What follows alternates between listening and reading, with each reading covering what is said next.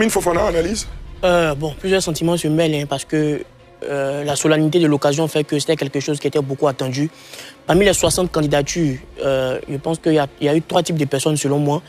Il y a ces candidats-là qui savaient, en âme et conscience, que leur candidature ne serait jamais reçue parce que ne respectant même pas les conditions de forme à l'éligibilité.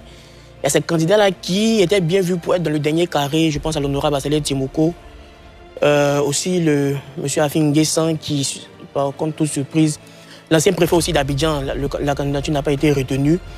Il y a aussi ces candidats-là dont la recevabilité ne souffrait d'aucun doute, comme le président Hassan Ouattara. Et pour moi aussi, Awa Don Melo qui s'était pris peut-être un peu plus tôt, parce qu'au moment où il ouvre sa candidature de précaution comme une alternative pour le PPACI, et puis le temps de collecter les parrainages, peut-être qu'il s'était pris un peu plus tôt. Ce qui me réjouit aussi, c'est de voir qu'on a autant de candidatures féminines que de candidatures masculines.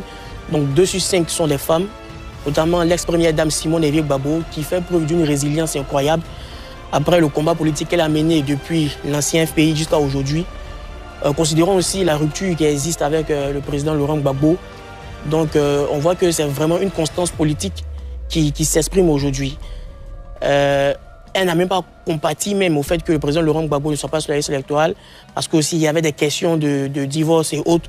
Donc il faut saluer aussi cette constance-là et puis cette capacité de rétention politique avec l'âge qu'elle a aujourd'hui.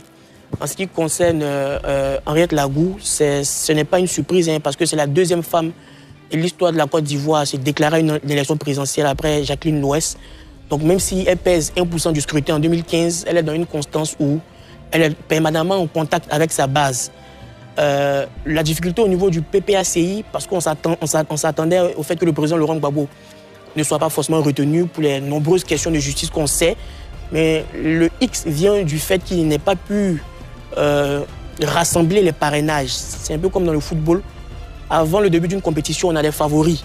Mais souvent, il ne faudrait pas que la volonté de remporter la Champions League nous fasse oublier qu'on doit passer les phases de poule. Donc je pense que le PPACI aussi s'est laissé emmener dans ce piège-là où la lutte, la revendication et la dynamique politique par rapport à son éligibilité a fait en sorte qu'ils ont oublié le gros travail de terrain qui doit être mené pour recueillir les parrainages.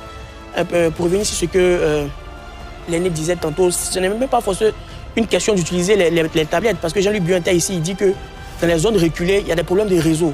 Donc c'est pénible même d'utiliser les tablettes. Au bout de 5 minutes, ça s'éteint, les informations se réinitialisent, il faut reprendre à zéro.